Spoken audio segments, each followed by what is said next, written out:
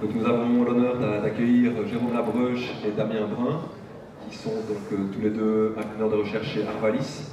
Ils travaillent dans la station de Boigneville, donc au sud de Paris. On est dans des situations un peu différentes d'ici, mais il y a quand même des similitudes avec des cultures comme la betterave, le maïs, les céréales. Voilà. Et ils ont chacun une expérience. Damien est expert en agroéquipement, et donc il nous présentera plutôt l'alternative mécanique, entre autres, à l'utilisation de glyphosate. Et Jérôme a une longue expérience dans tout ce qui est travail du sol également, mais aussi couverts végétaux, qui, comme on l'a déjà dit, est un gros levier pour se passer du glyphosate. Bonjour à tous. Voilà, donc vous allez nous entendre avec notre accent français.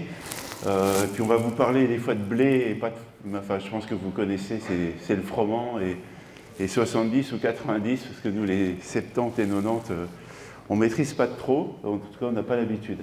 Alors voilà, on va vous présenter ce qu'on fait sur les alternatives au glyphosate. Alors bon, on n'a malheureusement pas de solution miraculeuse à vous proposer. Il y a des solutions pour s'en passer, mais elles ont des limites et c'est quand même plus complexe à gérer. Et ça passe globalement par plus de travail du sol. Hein, faut pas se mentir. Voilà, ça aura ses limites. Alors c'est un sujet qu'on a commencé à travailler chez Arvalis. Alors au début c'était assez modeste, vers 2005-2010, pour travailler sur la destruction de différentes espèces de couverts en mettant différents matériels de destruction, des rouleaux, des chômeurs, du roulage sur gel, etc. Pour essayer déjà, sans se passer complètement de glyphosate, mais parce qu'à une époque on en faisait des fois deux, un à l'automne pour détruire le couvert et puis un au printemps pour détruire les mauvaises herbes si en restait avant le semis. Et déjà, on avait commencé par essayer de se passer de la destruction mécanique du couvert, enfin de la destruction chimique du couvert, pardon. Et puis, on avait essayé de faire quelques tentatives sans glyphosate sur des itinéraires sans labour, avec bon, quand même beaucoup de limites. Et ce qui a relancé un peu la machine, c'est notre président de la République, Emmanuel Macron, qui en 2017 a en gros voulu faire plaisir aux écolos en disant on va sortir du glyphosate en France. Donc forcément, ça a suscité un grand émoi dans le monde agricole. Et donc c'est là qu'on a relancé des travaux sur la thématique avec des projets. Donc il y a eu un projet qui s'appelait Agathe, qui est terminé. Et donc Damien coordonne un projet qui s'appelle AGL. Donc voilà, donc c'est un sujet qu'on regarde depuis quelques années, même si voilà, on n'a pas encore trouvé de choses qui seront équivalentes au glyphosate en termes d'efficacité, de coût, de temps de travail. Alors pour quelques éléments de contexte, voilà, le glyphosate, alors en France, donc, on a à peu près 13 millions d'hectares de grandes cultures, hein, donc c'est quand même un grand pays. Voilà, la quantité utilisée en 2017, on était à peu près à 9000 tonnes, donc ça représente beaucoup. Alors ça peut être utilisé de manière variable entre les cultures ou l'arboriculture ou la viticulture. Pour les grandes cultures, c'est à peu près 17% des surfaces, d'après une enquête du ministère. Donc c'est beaucoup, mais c'est pas tant que ça finalement. C'est pas un usage qui est généralisé. Et là, finalement, ça a baissé. Alors réglementairement, aujourd'hui, on n'a plus droit qu'à un glyphosate par an, avec une dose qui est plafonnée à 1080 grammes de matière active par hectare. Donc il y a un usage qui est déjà encadré chez nous, et notamment qui est globalement interdit en présence de labour, quoi. Donc ce qui fait que ça a commencé à faire baisser les quantités. C'était l'objectif du gouvernement, hein. L'objectif, c'était de diviser par deux. Alors ce qui explique le succès de cet herbicide, c'est que c'est un produit foliaire, sans effet résiduel, qui va potentiellement toucher des plantes développées, des vivaces, avec un gros point fort sur les graminées, sur des dicotes, bon, vous connaissez, hein, c'est pas toujours très efficace dans certains cas, comme des géraniums par exemple, ou des trèfles, où on aura des efficacités partielles. Et donc ce qui fait aussi son succès, c'est le coût et le temps de travail qui seront limités, et l'efficacité en conditions humides malgré le... Voilà, donc globalement, alors que le travail du sol, lui, sera quand même beaucoup plus délicat dans ces conditions-là. Alors ça pose beaucoup de questions, notamment en agriculture de conservation, on va le voir juste après.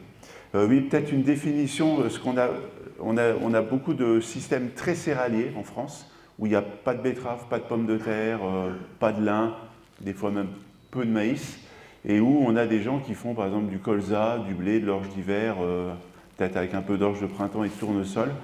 Donc des systèmes très céréaliers où on a du coup beaucoup plus de facilité à ne plus travailler le sol, parce qu'il y a moins de tassement que quand il y a des récoltes tardives, et c'est des cultures moins exigeantes. Ce qui fait que dans nos définitions françaises, l'agriculture de conservation exclut parfois tout travail du sol. On est quasiment sur du semi-direct sous couvert, plus ou moins permanent dans la rotation.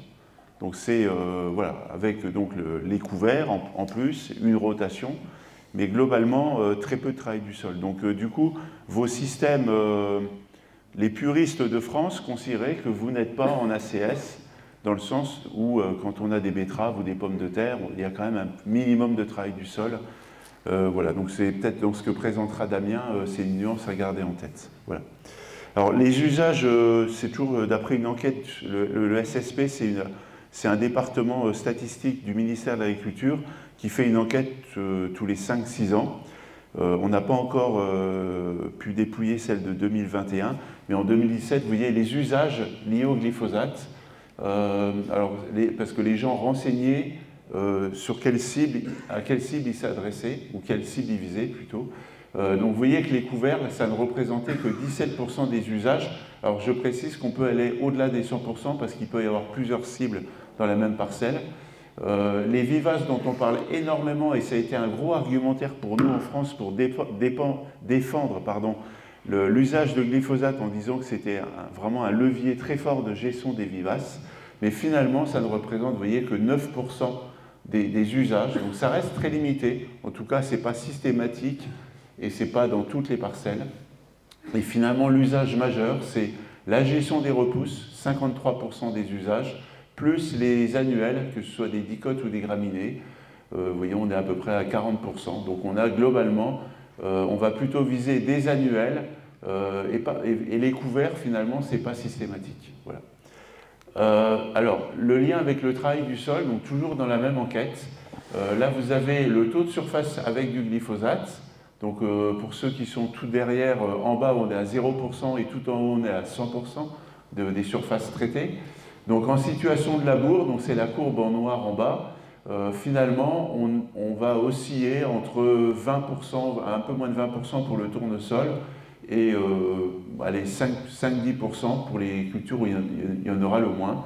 Donc en situation labourée, il y a globalement très peu de glyphosate, plutôt sur des vivaces, voilà, ou éventuellement des parcelles très sales avant de les labourer.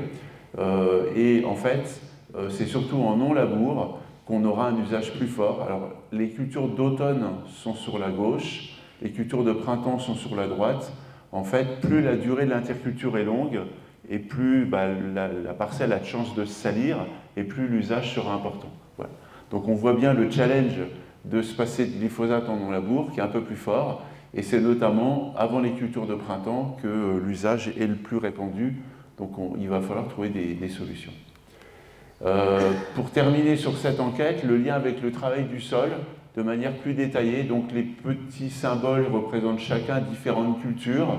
Et là en bas, vous avez dans la légende le labour qui est tout à gauche, qui, selon la culture suivante, représente à peu près un petit peu moins de 10% des surfaces en moyenne. Et puis vous allez trouver des techniques sans labour, mais avec du travail profond, ce qu'on appelle le pseudo-labour, mais qui mélange mais sans retourner, ou des parcelles avec du décompactage ou du TCS plus léger. Finalement, on sera à un niveau supérieur, alors peut-être qu'on sera à 30% d'usage en moyenne, avec une variabilité en fonction de la culture, et dès qu'on passe sur du zéro travail du sol en semi-direct, on est quand même sur un usage plus fort de 55% à pas loin de 80%. Le strip-till se situe uniquement pour le maïs à un niveau aussi de l'ordre de 80%. Donc on voit bien le gradient travail du sol qui est quand même extrêmement impactant forcément sur la gestion des adventices. Alors, ce sera un peu notre fil conducteur au cours de notre intervention, donc du matin et ensuite de l'après-midi. Ce sera de vous présenter différentes alternatives. Donc la première que va détailler Damien sur ce qui va rester dans la matinée, c'est l'utilisation du travail du sol. Alors, on vous parlera un tout petit peu de labour, mais surtout de techniques sans labour avec des outils de déchômage globalement. Voilà, donc qu'est-ce qu'on peut attendre de ces outils? Et on verra un impact très fort du climat et du type d'adventice. Et puis cet après-midi, on abordera des techniques plus exploratoires comme le désherbage électrique, le laser. On parlera un peu de produits phyto pour évoquer les autres herbicides possibles. Malheureusement, il n'y a pas grand-chose dans l'état actuel des choses, il ne faut pas se le cacher. Et puis on parlera un tout petit peu d'optimisation aussi de l'usage de glyphosate, même si réglementairement, le fait de baisser la dose, c'est pas reconnu. Je veux dire, c'est la loi en France comme en Belgique, j'ai l'impression, c'est tout ou rien. C'est soit c'est interdit, soit c'est autorisé. Finalement, le fait de baisser un peu, d'en mettre un petit peu moins, c'est pas vraiment reconnu. On parlera aussi de roulage. Le fait de rouler les plantes, de les blesser, ça peut permettre d'optimiser également l'efficacité. Ensuite, il y aura les couverts végétaux qui ont un impact assez fort, même si le couvert, ça peut devenir une mauvaise herbe, il faut aussi s'en occuper. Mais malheureusement, il n'y a pas que le couvert, il y a aussi toutes les repousses et les adventices qui sont dedans. Et puis on parlera un peu de leviers plus globaux, notamment la rotation culturelle. Alors, c'est pas facile de chiffrer ça, mais notamment au travers de la gestion des repousses du précédent qui peuvent aller dans la culture suivante. En fait, en fonction de la culture qui précède, vous n'aurez pas les mêmes types de repousses, ce sera plus ou moins facile à gérer. Et le fait d'enchaîner de manière un peu différente les cultures, ça peut être un levier pour avoir moins besoin de glyphosate. Nous, dans des essais, on essaye de s'en passer complètement. C'est un levier qu'on essaye d'utiliser. Voilà. Alors, c'est pas simple parce que les rotations, il y a plein d'autres contraintes, mais voilà, ça peut être un levier. J'en ai fini pour cette partie d'introduction et Damien va parler de la suite.